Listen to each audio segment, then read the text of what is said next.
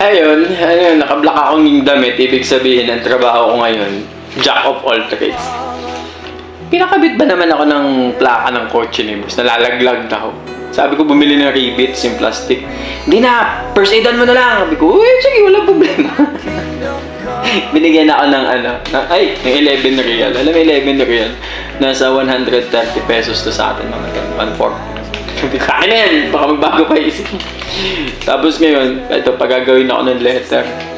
Which is okay lang.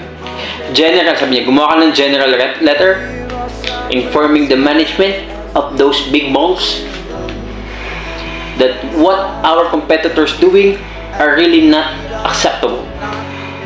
I said, okay. Imagine, di ko lang din maisip na. Masaya lang din talaga ako para sa binigay sa akin ni Lord. Hindi ako graduate, hindi ako degree holder, pero isang taong nag-spend ng million reals sa negosyo niya. Spend niya. Tapos pinagkakatiwalaan niya ako ng ganito malaki.